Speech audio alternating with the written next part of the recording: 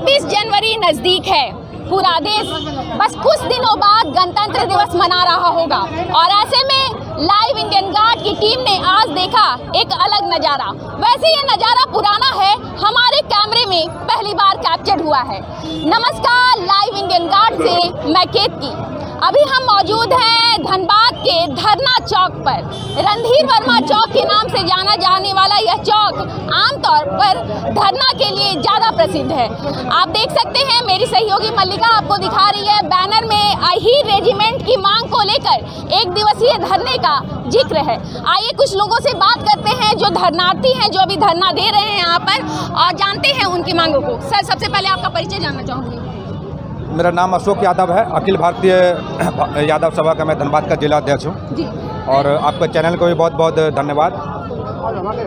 जैसा कि आप सब जान रहे हैं, आज का जो दिन है ये धनबाद सहित पूरे 24 जिला में झारखंड में जो है ना ये धरना का आयोजन हम लोग किए हुए हैं। जैसा कि आप लोग देखा होगा, पिछले 18 नवंबर को शौर्य दिवस जब था, उसमें हम लोग भारतीय सेना में अहीर रेजिमेंट का गठन को लेकर पूरे धनबाद जिला में जो है ना रेजांगला का पवित्र मिट्टी, जो शहादत वाली जो मिट्टी थी, वो हम लोग मांगा कि पूरे धनबाद जिला सहित पूरे झारखंड का भ्रमण करवाए थे। उसी को मांग कर लेकर पूरा यादव समाज अब उग्र हो चुका, क्योंकि ये देश हित के लिए बहुत ज़रूरी है भारतीय सेना में अहीर रेजिमेंट। उनके बलिदान को सिर्फ यादव समाज ही नहीं, अदर समाज पूरा देश कायल है। 1962 युद्ध ले लीजिए, कारगिल युद्ध ले लीजिए, या तो फिर सर्जिकल स्ट्राइक ले लीजिए, हर चीज़ में यादव सैनिक ने बढ़ चढ़ कर हिस्सा लिया और भारत और देश का नाम रोशन किया।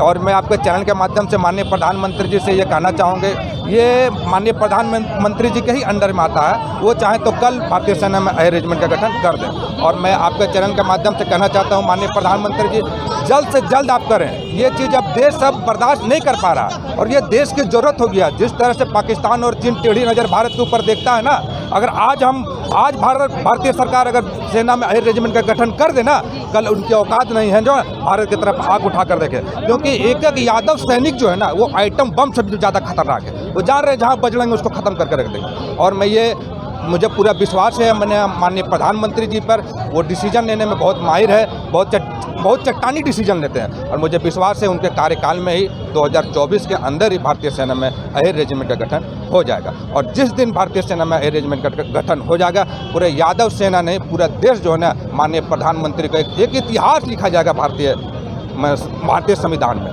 ठीक है, ये आपके बैनर में कुछ जनगणना भी लिखा हुआ है। जी हाँ, उसका एंगल समझाइए। जी, उसका एंगल ये है ना कि देखिए, जाति जनगणना हम लोग माननीय मुख्यमंत्री से मांग कर रहे हैं, माननीय मुख्यमंत्री हेमंत सोरेन जी से मांग कर रहे हैं, क्योंकि ये जरूरी हो चुका है। जाति जनगणना किसकी कितनी जाति है, किसको योजना का, सरकार की योजना का कितना लाभ मिल पा रहा, वो कुछ पता ही नहीं चल पा रहा। तो इसलिए झारखंड में जाति जनगणना कराना बहुत ज़रूरी हो चुका। जैसा कि आप जानते होंगे, हर 10 वर्ष में पहले जाति जनगणना होता था, लेकिन ये 15 वर्षों से अभी हुआ ही नहीं। इसलिए माननीय मुख्यमंत्री जी को भी हम लोग उपायुक्त महोदय के द्वारा ज्ञापन दे रहे हैं कि माननीय मुख्यमंत्री जी, झारखंड में जाति जनगणना कराना बहुत आवश्यक हो गया। जाने तो किसकी कितनी भागीदारी है, यही कारण है। आप भी यादव महासभा से ही आप जो स्टैंड है आप लोगों का है रेजांगला का आप जिक्र करते हैं, जब भी अहीर रेजिमेंट की बात आती है, तो ये पूरे झारखंड में इसी तरीके का आज आयोजन किया गया है। पूरे झारखंड में आयोजन किया गया है और ये मांग जो है कि हमारे पूरे भारत देश में चल रहा है। हर कोने में हम लोग धरना प्रदर्शन कर रहे हैं और हम अहीर रेजिमेंट मांग रहे हैं। ये हमारा कोई भीख देने वाली बात नहीं है। हमने अपना देश को बलिदान दिया है, देश में हर कोने में हमने परचम लहराया है, चाहे वो कारगिल का युद्ध हो, चाहे वो ये रेजांगला का युद्ध हो, चाहे ये सर्जिकल स्ट्राइक हो, और भी विभिन्न क्षेत्रों में हम लोगों ने बढ़ चढ़ कर भाग लिया है। जब देश का मान सम्मान की बात आता है तो हम लोग अपने आप को आगे कर देते हैं, ताकि हमारा देश पर किसी तरह का विपत्ति ना पड़े, हमारा देश किसी तरह नुकसान आर्थिक स्थिति में ना आ जाए, हमारा देश पे कोई बुरी नज़र ना उठा के देख सके। और जब ये देश हम लोग को पुकारेगा, जब हम लोग के देश के ऊपर खतरा आएगा, तब हम आगे बढ़ करके यादव समाज हम देश में बलिदान देने का काम करेंगे और करते रहेंगे।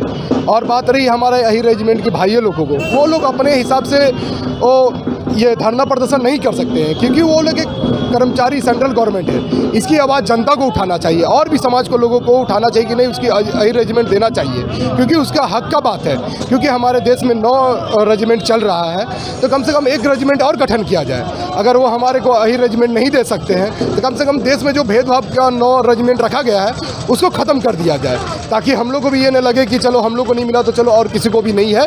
देश में समानता की बात है। जब हम एक संविधान का बात करते हैं तो एक संविधान के रूल के हिसाब से हम लोग को काम करना चाहिए, और उस संविधान के अंदर हम लोग सबको आते हैं, चाहे वो कोई भी जाति हो, कोई भी धर्म हो, हम लोग सब एक संविधान के नीचे आते हैं। और दूसरा विषय है हमारा जनगणना, जाति जनगणना। जाति जनगणना ये ज़रूरी है, क्योंकि जाति जनगणना से ये पता चलेगा कि हमारे जितने भी समुदाय हैं, ST, ST, OBC और जनरल, किसका कितना प्रगति हुआ है, कितना समाज में आगे बढ़ चुके हैं, कौन पीछे रह चुके हैं। जो पीछे रह चुके हैं उसे उठाने का काम किया जाएगा।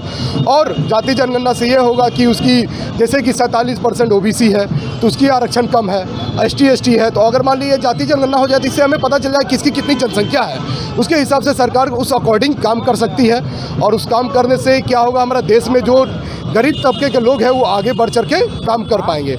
और सरकार से एक गुजारिश और है, जो कि देश में जो सरकारी संस्था है, स्टेट गवर्नमेंट, सेंट्रल गवर्नमेंट, इस सबको जो बर्बाद किया जा रहा है, सरकार इसको बर्बाद ना करे और इस सबको आगे बढ़ाए और 10 फैक्ट्री लगाए, जिससे कि हमारे गरीब तबके के लोग हैं, मिडिल फैमिली के लोग हैं, हम लोग बहुत ज़्यादा आगे पढ़ लिख करके बढ़ नहीं पाते, क्योंकि आर्थिक स्थिति ऐसी नहीं होती है जिससे कि हम अपना कदम आगे बढ़ा सकें।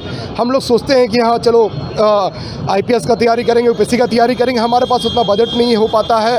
मिडिल वर्ग लोग और गरीब दूर के लोग के पास इतना बजट नहीं हो पाता कि वो पढ़ नहीं पाते हैं, और चाह के भी समाज में अपने स्थिति को ऊपर नहीं ला पाते हैं। इसलिए समाज से इसलिए चाहेंगे, सरकार, भारत सरकार से यह निवेदन करेंगे मोदी जी से कि कम से कम ये आप अपने आर्थिक स्थिति को बढ़ावा दें, फैक्ट्री लगाएं, कोच लगाएं, और जो सरकारी संस्थाएं जो चल रही है, स्टेट गवर्नमेंट, सेंट्रल गवर्नमेंट, उसे बर्बाद ना करे, ताकि समाज के लोग जो है, मिडिल वर्ग, किसान लोग जो है, अपने बाल बच्चों को पढ़ा लिखा करके कम से कम मिडिल वर्ग में अपना नौकरी ले सकते हैं, अपने आर्थिक स्थिति को सुधार सकते हैं और डिफेंस की लाइन को मजबूत कर सकते हैं। अपना वाणी को यहीं समाप्त करते हैं, और आपके चैनल को धन्यवाद जो इस कार्यक्रम को दिखाने का कष्ट किया और हमें बोलने का मौका दिए।